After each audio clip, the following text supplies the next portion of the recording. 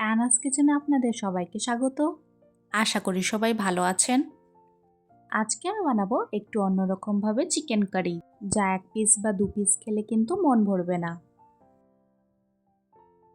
আমি আজকে 1 KG chicken নিয়েছি, ভালো করে ধুয়ে নিয়ে পরিষ্কার করে নিয়েছি। এরপর হলুদ গুঁড়ো, নুন ও লেবুর রস দিয়ে ভালো করে মেখে নেব।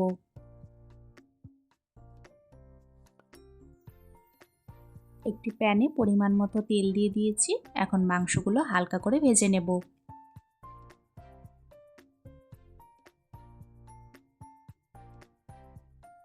চিকেন এইভাবে হালকা করে ভেজে নিয়ে রান্না করলে খেতে কিন্তু অসাধারণ হয়।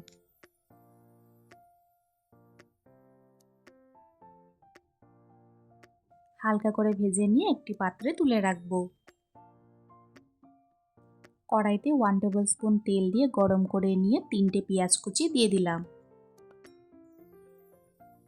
2টো রসুনের কোয়া, 2-3টে শুকনো লঙ্কা, 2 ইঞ্চি আদা ও কাঁচা লঙ্কা। ঝালের পরিমাণটা আপনারা কমিয়ে বা বাড়িয়ে দিতে পারেন। ভালো করে সবগুলো উপকরণ ভেজে নেব। ভালো করে ভেজে নিয়ে 2 চামচ বাদাম দিয়ে দিব।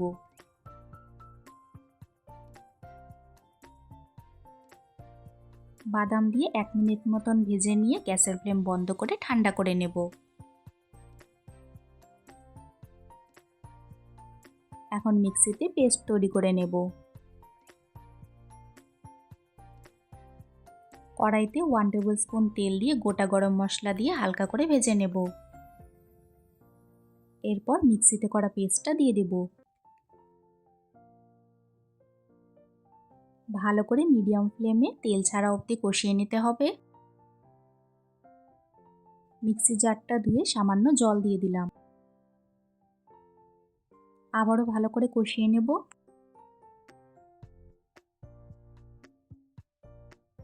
স্বাদ মতো নুন দিয়ে দিব।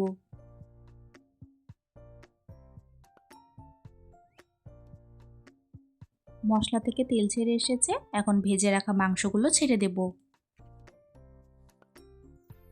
ভালো করে মিশিয়ে নেব। আজকের রেসিপিটা যদি আপনাদের ভালো লাগে, আমার চ্যানেলটিকে লাইক, শেয়ার, সাবস্ক্রাইব করে আমার পাশে থাকবেন। এরপর কালারের জন্য সামান্য কাশ্মীরি লঙ্কার গুঁড়ো দিয়ে দিব।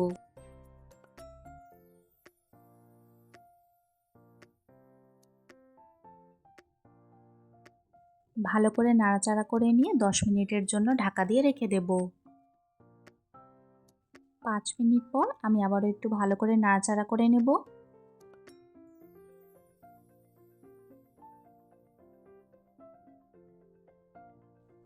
দশ থেকে 12 মিনিট পর মাংসগুলো সম্পূর্ণভাবে সেদ্ধ হয়ে গেছে। এই মাংস ভাত, রুটি, পরোটা সব কিছুর সাথে কিন্তু খুব ভালো যায়।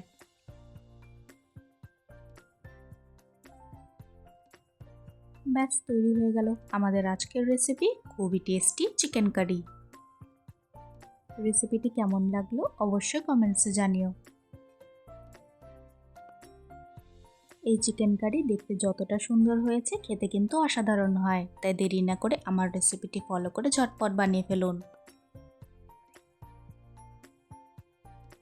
আজকের ভিডিও দেখার জন্য আপনাদের সবাইকে অনেক ধন্যবাদ। সবাই খুব ভালো থাকবেন।